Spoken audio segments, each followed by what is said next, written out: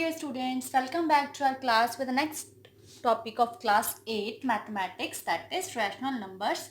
NCERT book का ये chapter है, चैप्टर नंबर 1 रैशनल नंबर्स। तो इसमें सबसे पहले हम करेंगे इसकी प्रॉपर्टीज ऑफ रैशनल नंबर्स। तो बच्चे आप अपनी प्रीवियस क्लासेस में पढ़ चुके हो, जैसे कि rational whole numbers, natural numbers, integers के बारे में। तो इसमें पढ़ेंगे रैशनल नंबर्स के बारे में और उसकी प्रॉपर्टीज के बारे में। तो बच्चे रैशनल नंबर क्या है? सबसे पहले रैशनल नंबर जो है वो हमारे पास P/Q की फॉर्म में होता है। ठीक है, रैशनल नंबर किस फॉर्म में होता है? P/Q की, जहां पे ये जो P एंड Q हैं, ये दोनों क्या होते हैं? P एंड Q इंटीजर्स हैं। ठीक है, उसके बाद जैसे कि रैशनल नंबर यहाँ पे कोई भी हो सकता है, जैसे कि 3/4, 3/5, 6/7, एनी वन। ठीक है, जो कि इस फॉर्म में होना चाहिए, वो क्या होगा? Rational number. यहाँ पे हम इसकी एक एग्जांपल भी लिख देते हैं, 3/4 is a rational number. So P and Q should be positive and negative. ये जो दोनों नंबर्स है ना, P एंड Q, ये पॉजिटिव भी हो सकते हैं और नेगेटिव भी। लाइक जैसे कि -3/4 भी हो सकता है, या फिर 5/4 में चाहे नेगेटिव नंबर हो चाहे पॉजिटिव हो, वो रैशनल नंबर ही होगा। ठीक है, उसके बाद ये जैसे कि एक सिंगल नंबर है मेरे पास, ये है 3, ये भी एक रैशनल नंबर है। ये रैशनल नंबर कैसे है कि इसको हम ऐसे लिख सकते हैं 3/1 की फॉर्म में। तो ये क्या बन जाएगा? Rational number. ठीक है, क्या बन जाएगा? Rational number. उसके बाद इसकी जो एक मेन प्रॉपर्टी है, जब भी हम रैशनल नंबर्स लेते हैं तो इसमें जो Q होगा वो कभी भी 0 के इक्वल नहीं होगा। ठीक है, जो Q है वो ऑलवेज नॉट इक्वल 0 होगा। बिकॉज कि सपोज करो कि अगर हम ऐसे काउंट करते हैं जैसे कि 3/0 है, तो ये क्या आ जाएगा? Not defined. इसको हम डिफाइंड नहीं कर सकते, इसलिए इसको हम कभी भी ये 0 नंबर नहीं हो सकता। तो यहाँ पे जो प्रॉपर्टीज ऑफ रैशनल नंबर्स हैं वो मेन 4 प्रॉपर्टीज हैं, that is closure property, commutative property, associative and distributive. Clear? Closure property, commutative, associative and distributive. तो अब मैं आपको ये सारी प्रॉपर्टीज को एक्सप्लेन करूंगी। तो क्लोजर प्रॉपर्टी क्या है? अब इसमें हमें क्या चेक करना है क्लोजर प्रॉपर्टी में, कि जैसे भी आपको पता है कि जैसे हम कोई भी दो नेचुरल नंबर्स ऐड करते हैं ना, जैसे कि हमारे पास 4 है, 2 है या 3 है, तो इनको ऐड करके हमारे पास 7 आ रहा है। ठीक है, तो ये क्लोजर प्रॉपर्टी है कि अगर हम किसी भी, जैसे कि हमने यहाँ पे करनी है रैशनल नंबर्स की प्रॉपर्टी, तो किसी भी रैशनल नंबर्स को जब हम ऐड करेंगे तो वो रैशनल नंबर ही आंसर में आना चाहिए। क्लियर? तो ये एप्लीकेबल होगी प्रॉपर्टी रैशनल नंबर्स। ठीक है, एडिशन पे एप्लीकेबल होगी। तो एडिशन, सब्ट्रैक्शन हम चारों में चेक करेंगे, addition, subtraction, multiplication and division. तो सबसे पहले एडिशन में देखिए, यहाँ पे हम लेंगे A/B प्लस C/D। तो यहाँ पे मैं कोई भी दो रैशनल नंबर्स ले रही हूँ, 3/2 एंड 4/2। जब इनको ऐड किया तो आ गया आपके पास 7/2। तो ये जो है रैशनल नंबर है। इट मीन्स कि यहाँ पे जो प्रॉपर्टी है वो एप्लीकेबल है। क्लियर? तो क्लोजर प्रॉपर्टी एडिशन में एप्लीकेबल है। अब चेक करते हैं किसमें? सब्ट्रैक्शन में। जब सब्ट्रैक्शन में चेक करेंगे तो सेम ऐसे ही, जहाँ पे हमने जैसे कि यहाँ पे A/B प्लस C/D, वही वहाँ पे क्या करेंगे? माइनस करेंगे। जैसे कि सब्ट्रैक्शन में है A/B C/D, तो कोई भी दो रैशनल नंबर्स ले लेते हैं, 3/4, 1/4। तो इनको सब्ट्रैक्ट किया तो हमारे पास आ गया 2/4, that is a rational number. तो ये जो सब्ट्रैक्शन प्रॉपर्टी है, वो क्लोजर प्रॉपर्टी है, वो सब्ट्रैक्शन पे भी एप्लीकेबल है। Clear? So next is multiplication. अब चेक करेंगे कि जो क्लोजर प्रॉपर्टी है वो मल्टीप्लीकेशन में एप्लीकेबल है या नहीं है। तो मल्टीप्लीकेशन में इसका फॉर्मूला क्या लिखेंगे, a upon B into C upon d. Clear. यहाँ पे हम कोई भी दो रैशनल नंबर्स ले लेते हैं, जैसे कि मैंने यहाँ पे लिया है 3/2 और 2/5। तो इनको मल्टीप्लीकेशन करके 3 इंटू 2 6 आ गया, 10 आ गया। तो ये क्या है, एक रैशनल नंबर है। तो हमारे पास आंसर में आ गया रैशनल नंबर। तो ये जो मल्टीप्लिकेशन है पे क्लोजर प्रॉपर्टी क्या है, एप्लीकेबल।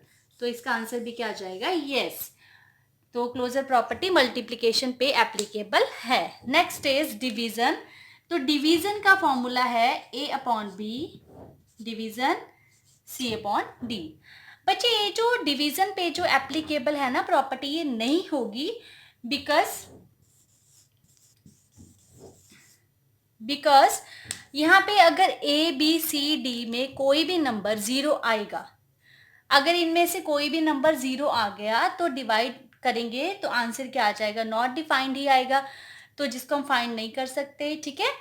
तो इट मीन्स क्या है कि अगर हम यहाँ पे इनमें से कोई भी नंबर 0 आता है तो ये एप्लीकेबल नहीं होगी, ठीक है। इट मीन्स कि ये सभी जगह पे एप्लीकेबल नहीं होगी।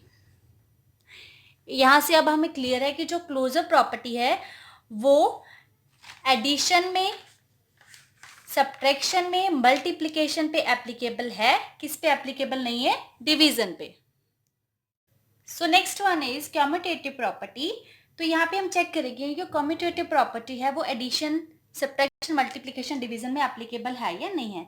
तो बच्चे जब भी हम कोई भी नंबर्स को ऐड करते थे, जब हमने अपनी पहली वाली क्लासेस में पढ़ा है, जब हम नेचुरल नंबर्स को ऐड करते हैं तो हम यही प्रॉपर्टी लगाते हैं ना, ठीक है। मीन्स कि हम नंबर्स को किसी भी ऑर्डर में अगर ऐड करते हैं तो उनका आंसर सेम आता है, ठीक है। यही हमने चेक करना है अब रैशनल नंबर्स के केस में। तो यहाँ पे रैशनल नंबर्स का फॉर्मूला है a upon b plus c upon d. Check करना है कि ये इक्वल आता है c upon D plus a upon b. Means कि इनका ऑर्डर चेंज किया है, जस्ट पहले a अपॉन बी लिखा था, अब a अपॉन बी बाद में लिखा है। तो चेक करना है कि ये एप्लीकेबल है या नहीं है, ठीक है। यहाँ पे मैं दो नेचुरल नंबर्स ले रही हूँ, दैट आर रैशनल नंबर्स ले रही हूँ 2/3, 4/3।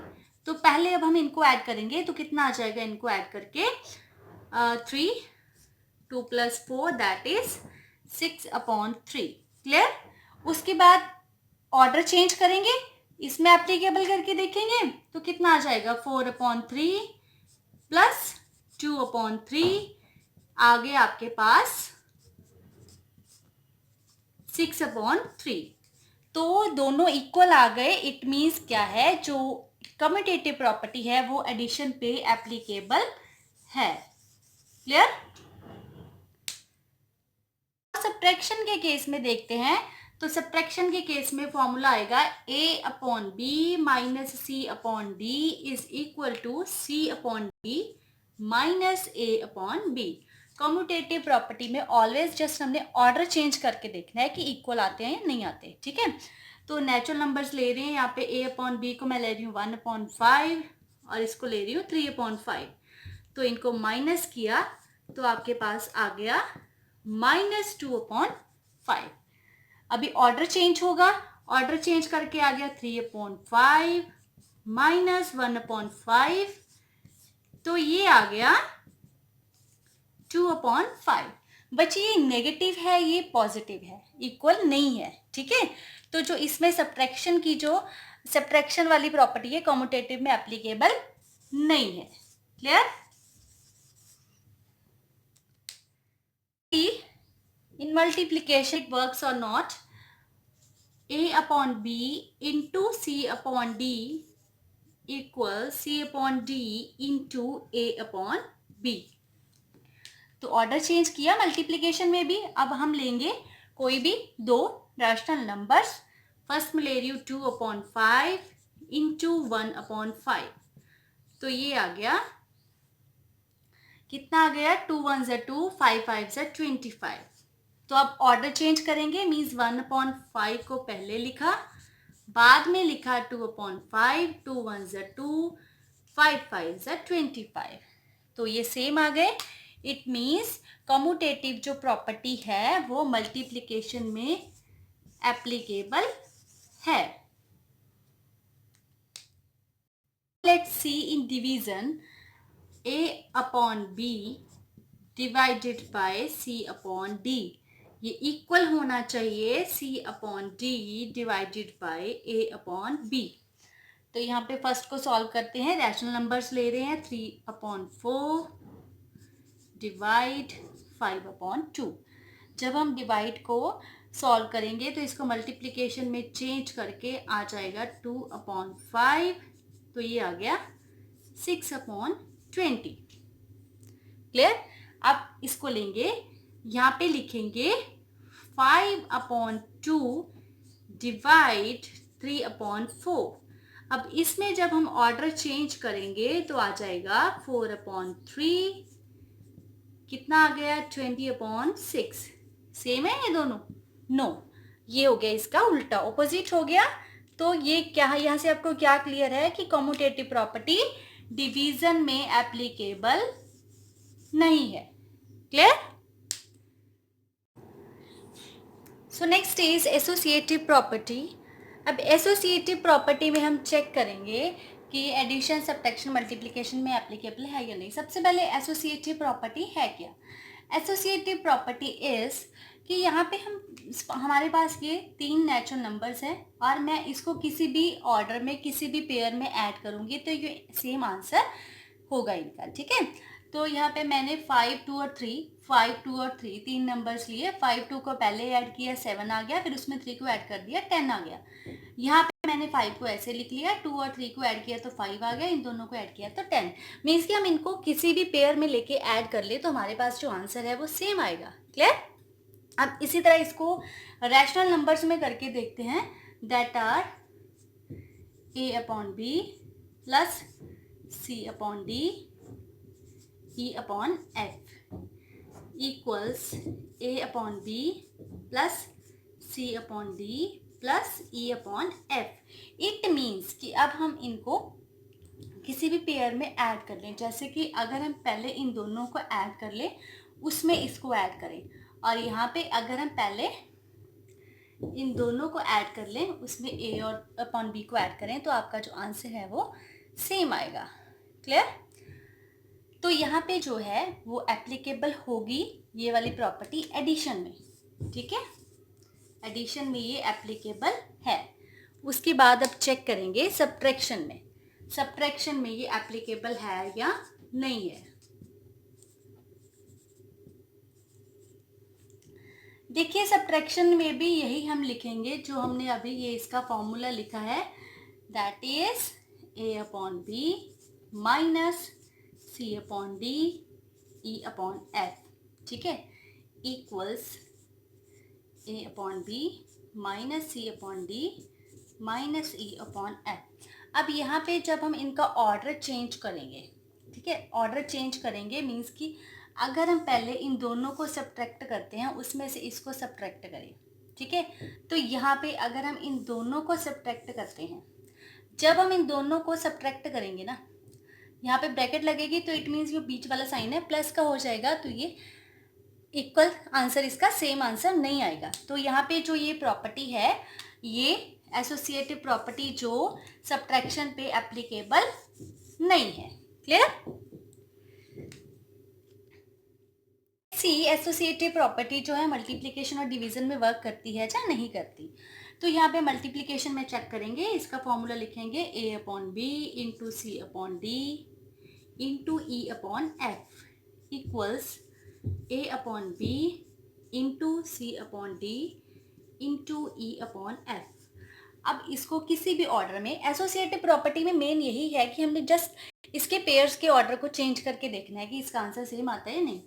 अब यहाँ पे अगर मैं पहले इन दोनों पेयर्स को कर लूँ, उसके बाद इसमें अगर इन दोनों को, तो इसका आंसर है जो वो सेम आएगा।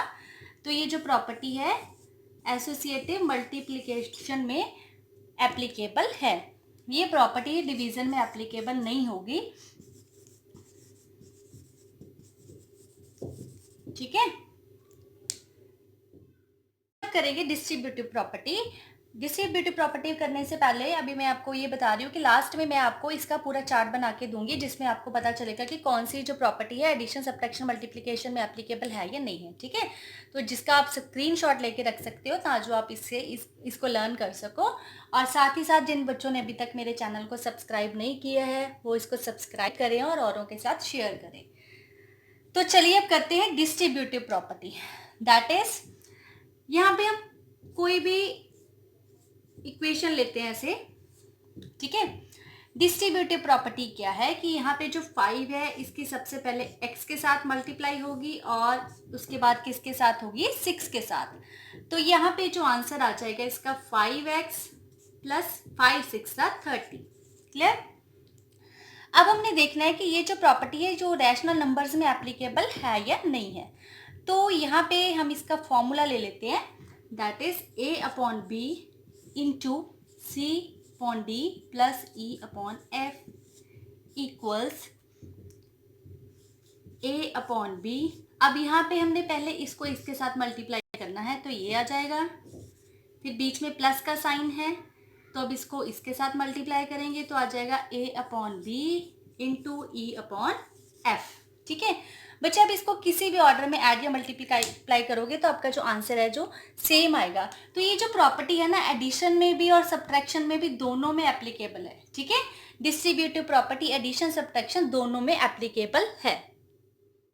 सो स्टूडेंट्स, मैंने आपको इसका ये एक चार्ट बना दिया है जिससे आपके अच्छे तरीके से लर्न कर सकते हो कि जो एडिशन, सब्ट्रैक्शन, मल्टीप्लिकेशन, डिवीजन है इनमें से आप कौन कौन सी प्रॉपर्टी को अप्लाई कर सकते हो। ठीक है, तो आप इसको लर्न करिए अच्छे तरीके से और इसकी प्रैक्टिस करिए सम्स की। जो नेक्स्ट इसका बेसिक वर्क है थोड़ा सा रह गया है वो आपको नेक्स्ट वीडियो में मिलेगा, उसके बाद करेंगे इसके क्वेश्चंस।